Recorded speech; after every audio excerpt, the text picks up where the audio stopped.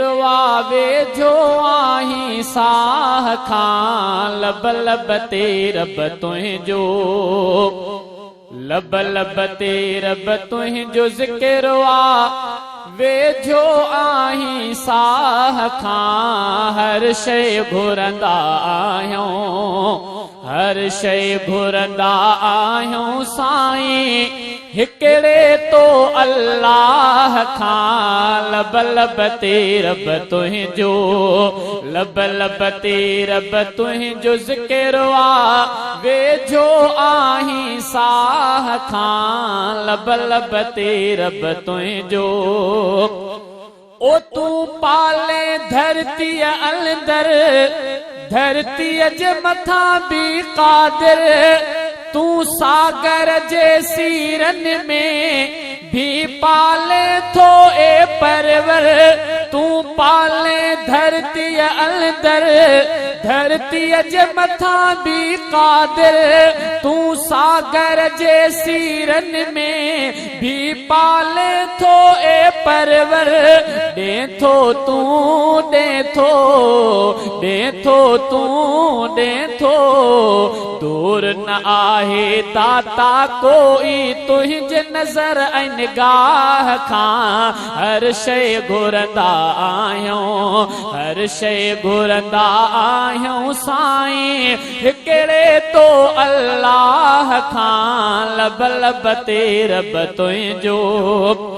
ओ जो पोख न पोखे साईं तू उनखे भी थो कराई तू उड़ंदड़ घुमंदड़ जो रब मज़ूर जो भी रब आही तू उड़ंदड़ घुमंदड़ जो रब मज़ूर जो भी रब आही दे थो तू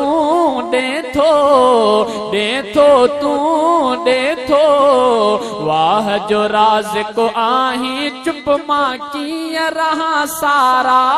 खां हर शइ घुरंदा आहियूं हर शइ घुरंदा आहियूं साईं हिकिड़े तो अल्लाह खां लब लब ते रब तुंहिंजो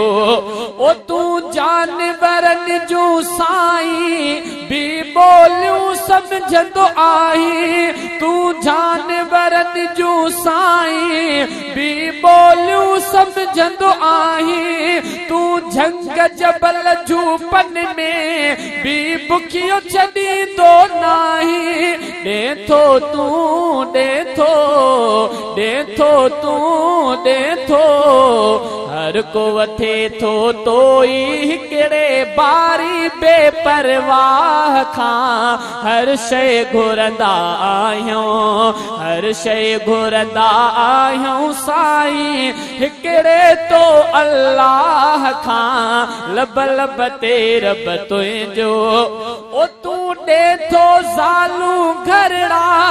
तू ॾे थो न्याणियूं पुटड़ा जो दर्दन मारो सॾे थो उन जा तू ॿुधे थो सॾड़ा